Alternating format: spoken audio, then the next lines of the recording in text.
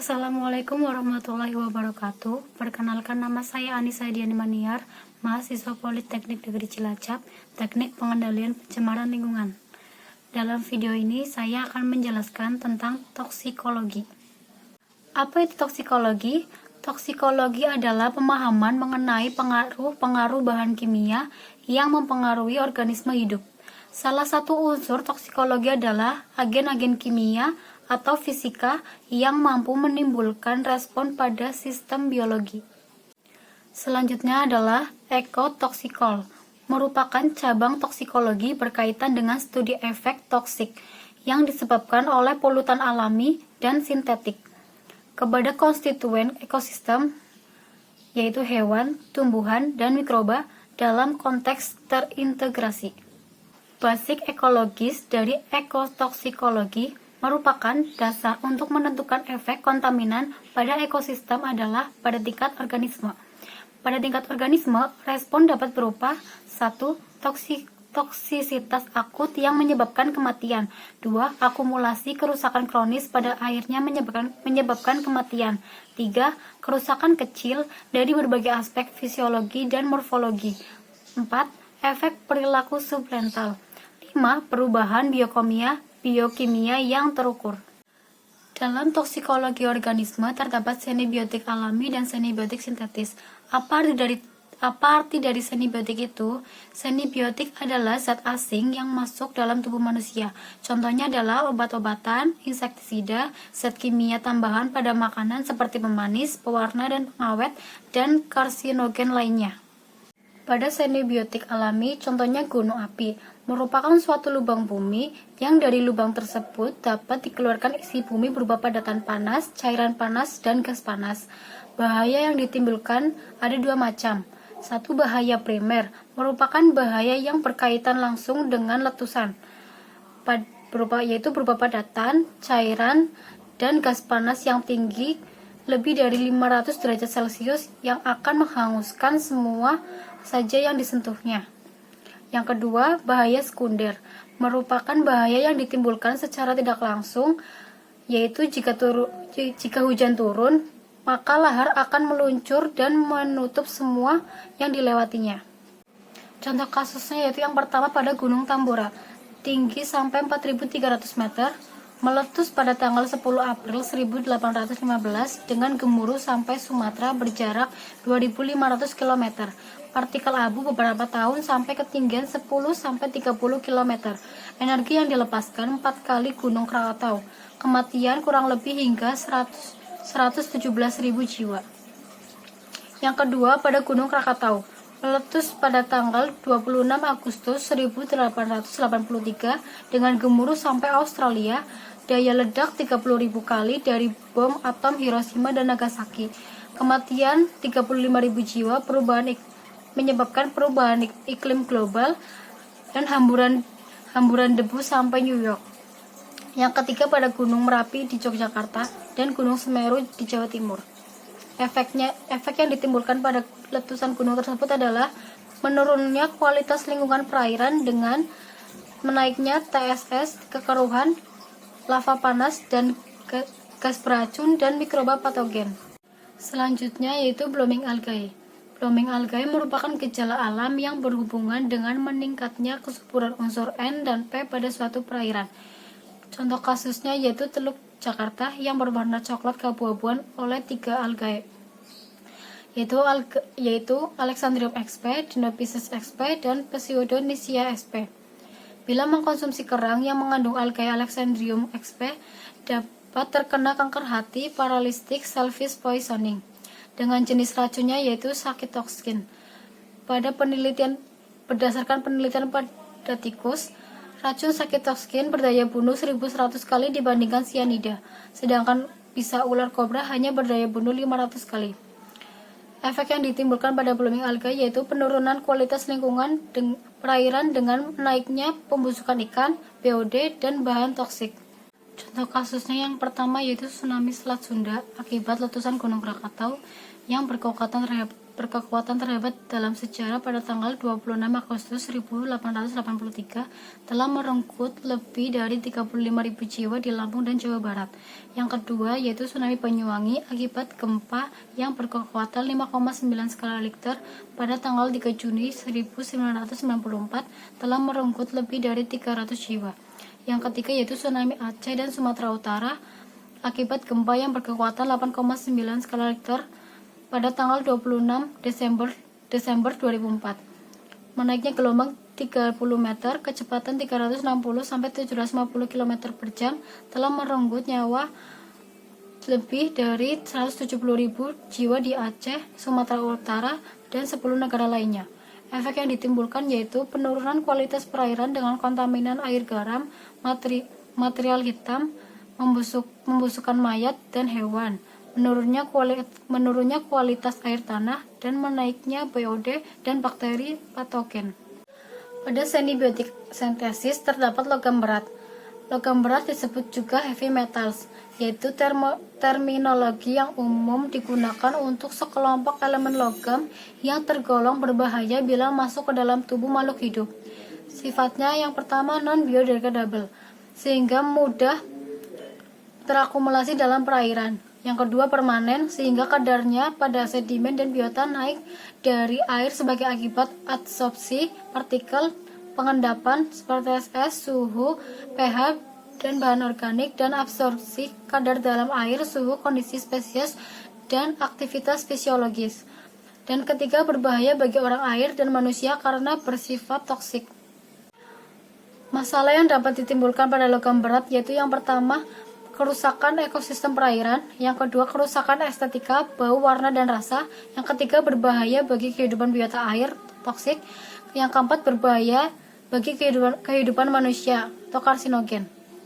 Yang kedua, bioremoval. Bioremoval merupakan terakumulasinya polutan dalam suatu perairan oleh organisme dan dapat merecovery polutan tersebut. Bioabsorpsi merupakan kemampuan organisme untuk mengakumulasi logam berat melalui proses metabolisme atau proses psikokimia. Proses bioabsorpsi ini dapat terjadi karena adanya organisme biosorben dan adanya larutan yang menjadi logam berat.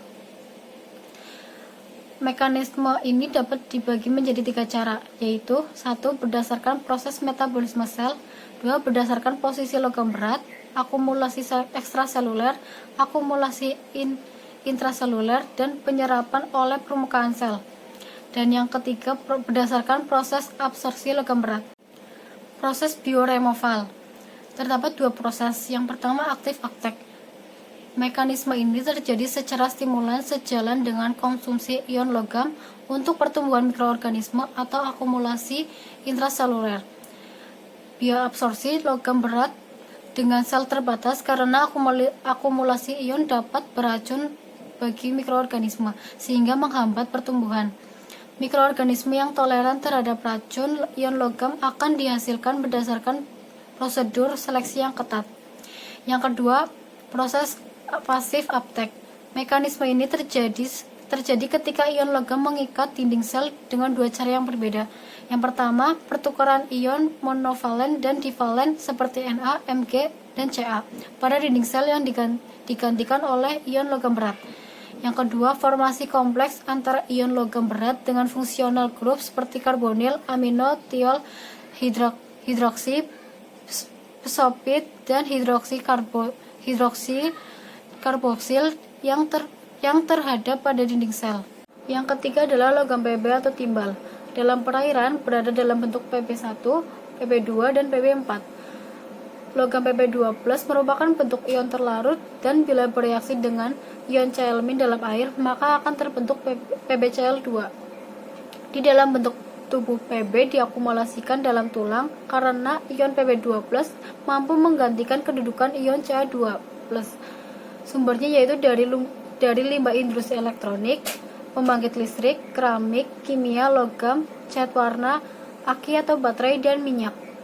Efek yang ditimbulkan dari logam Pb atau timbal adalah efek terhadap kualitas lingkungan yaitu kualitas air, mengganggu kestabilan ekosistem perairan dan kehidupan organisme air, dan terhadap kesehatan masyarakat, yaitu menaiknya kadar enzim diamino evalenic acid yang berperan dalam sintesa hemoglobin, menurunnya jumlah sel darah merah, menimbulkan gangguan pada komponen darah, sumsum tulang, otot polos, sistem syaraf, ginjal, kulit, dan mukosa. Yang keempat yaitu logam kadium. Pada umumnya berada dalam bentuk CD2 yang dapat diserap langsung oleh organisme perairan. Di dalam air laut berbentuk senyawa klorida, sedangkan di dalam air tawar berbentuk karbonat. Menurunnya salinitas air akan menaiknya kadar CD bebas. Sumbernya yaitu dari industri elektroplating, tekstil, baterai, fotografi, PVC, cat warna, kulit, makanan, dan minuman. Efek yang ditimbulkan yaitu terhadap kualitas lingkungan adalah menurunnya kualitas air, mengganggu kestabilan ekosistem perairan dan kehidupan organisme air. Terhadap kesehatan masyarakat yaitu kerusakan pada sistem fisiologis, urinaria, respirasi, sirkulasi darah, jantung, reproduksi, syaraf penciuman, dan kerapuan pada tulang. Yang kelima adalah logam arsenik. Di perairan berada dalam bentuk arsenik 5 dan arsenik 3. Bentuk arsenik 5 dikenal sebagai arsenat yang stabil pada kondisi aerobik, sedangkan bentuk arsenik 3 dikenal sebagai arsenit yang terhadap pada kondisi anaerobik. Sumbernya yaitu dari industri pengolahan kayu, manufaktur, pestisida, kertas dan pulp, cat warna, tekstil, gelas karet, dan pelapisan logam. Efek yang ditimbulkan dari logam arsenik yaitu terhadap kualitas lingkungan yaitu menurunnya kualitas air, mengganggu kestabilan ekosistem perairan dan kehidupan organisme air. Terhadap kesehatan masyarakat yaitu karsinogen, badan terasa sakit, muntah-muntah, diare, sakit perut, dan kulit memerah. Yang keenam yaitu logam kromium. Di dalam perairan berada dalam bentuk kromium 3 dan kromium 6. Kromium 6 bersifat lebih toksik daripada kromium 3 bagi organisme perairan seperti invertebrata dan ikan. Sumbernya yaitu dari limbah industri manufaktur, fungisida, keramik, gelas, fotografi, pelapisan logam, dan kulit. Efek yang ditimbulkan dari logam kromium adalah terhadap kualitas lingkungan yaitu menurunnya kualitas air, mengganggu kestabilan ekosistem perairan dan kehidupan organisme air. Terhadap kesehatan masyarakat yaitu alergi, iritasi membran hidung, dan gangguan paru-paru, iritasi pada kulit dan membran mukosa, dermatis, gangguan hidung, diare, liver, ginjal, dan pernafasan. Yang ketujuh yaitu logam nikel. Logam nikel di dalam perairan berada dalam bentuk nikel 2. Sumbernya yaitu dari limbah industri pembakaran bahan bakar fosil, lapisan logam, elektrik, tekstil, makanan, dan minuman. Efek yang ditimbulkan dari logam nikel ini yaitu terhadap kualitas lingkungan adalah menurunnya kualitas air, mengganggu kestabilan ekosistem perairan dan kehidupan organisme air. Terhadap kesehatan masyarakat yaitu terasa mual, muntah-muntah, diare, pusing, lesu, sakit kepala, dan sesak napas pada dada. Yang kedelapan yaitu logam Zn atau seng. Di dalam perairan berada dalam bentuk ZNS atau sephalarit. Sumbernya yaitu dari limbah galvanier, besi dan baja, campuran anti korosi dan kuningan, pestisida, dan cat warna. Efek yang ditimbulkan dari logam Zn yaitu terhadap kualitas lingkungan, yaitu menurunnya kualitas air, mengganggu kestabilan ekosistem perairan dan kehidupan organisme air. Terhadap kesehatan masyarakat yaitu demam, mual, muntah-muntah, kram, perut, diare. Selanjutnya yang kesembilan yaitu logam Ag atau silver. Di dalam perairan berada dalam bentuk perak nitrat dan perak iodida. Sumbernya yaitu dari limbah elektrik dan elektronik, manufaktur terkoin, fotografik dan baterai, medikal, dan pestisida. Efek yang ditimbulkan dari logam Ag ini yaitu terhadap kualitas lingkungan yaitu turunnya kualitas air, mengganggu kestabilan ekosistem perairan dan kehidupan organisme air. Terhadap masyarakat yaitu kulitnya memerah.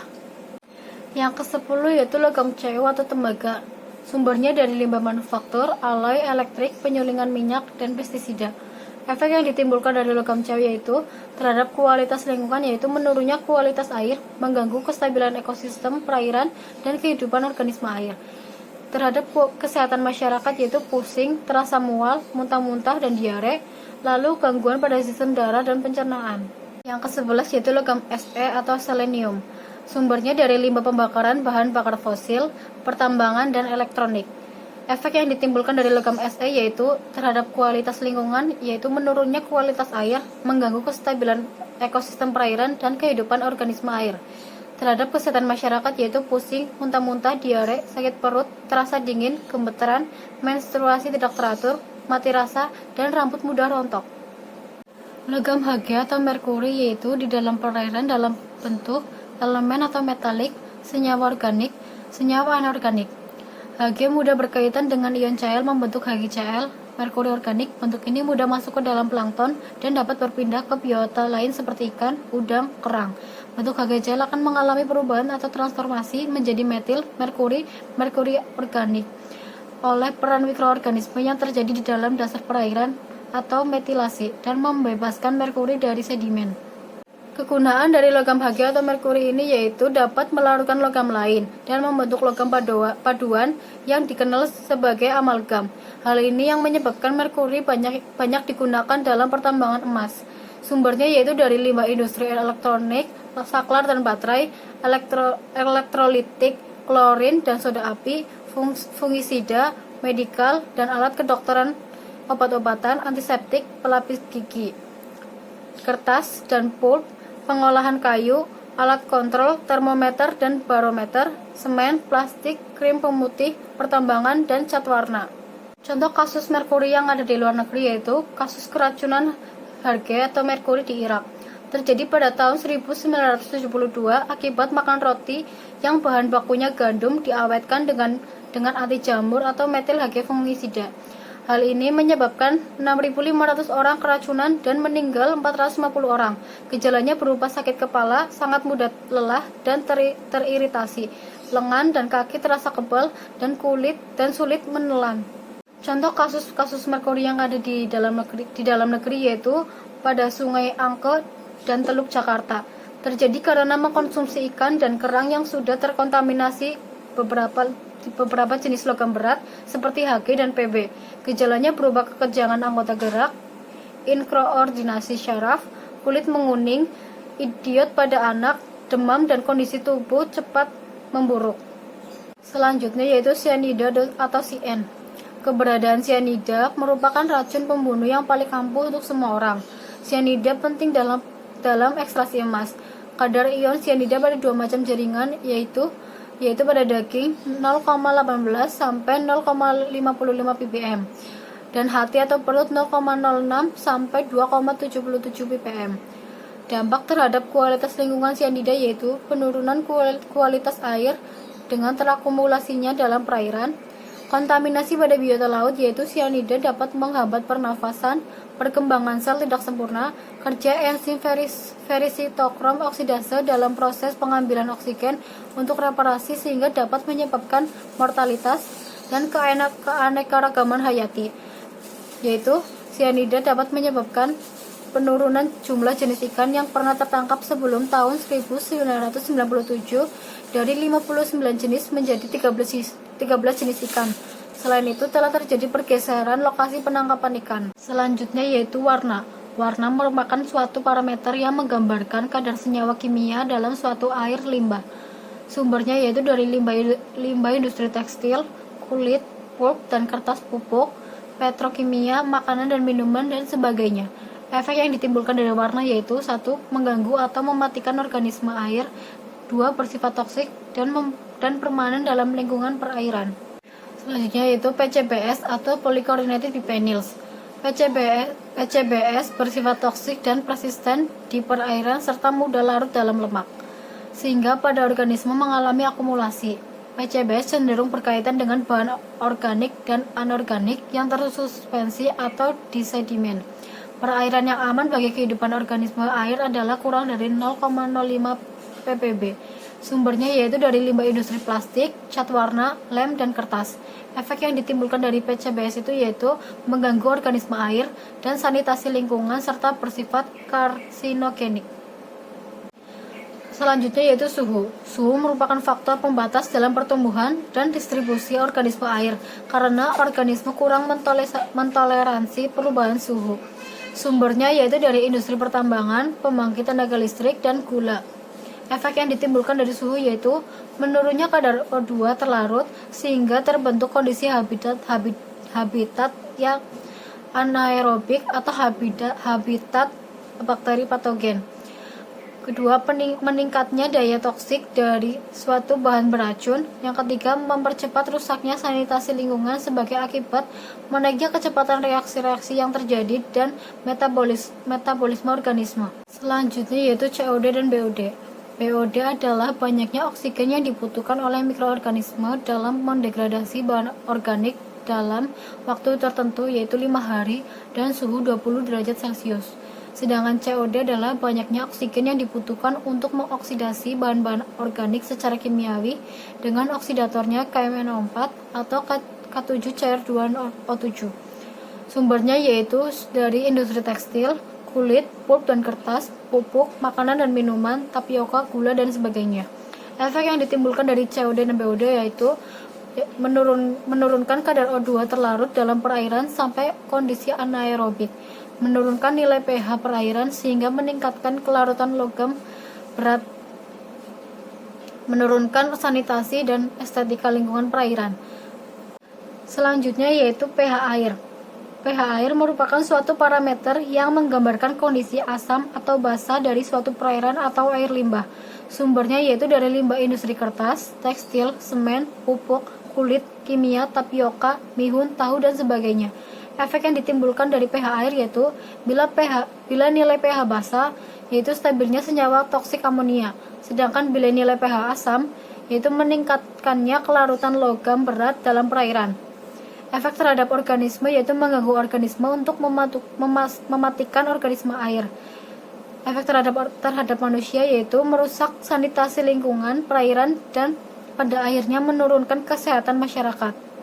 Sekian yang dapat saya sampaikan. Terima kasih.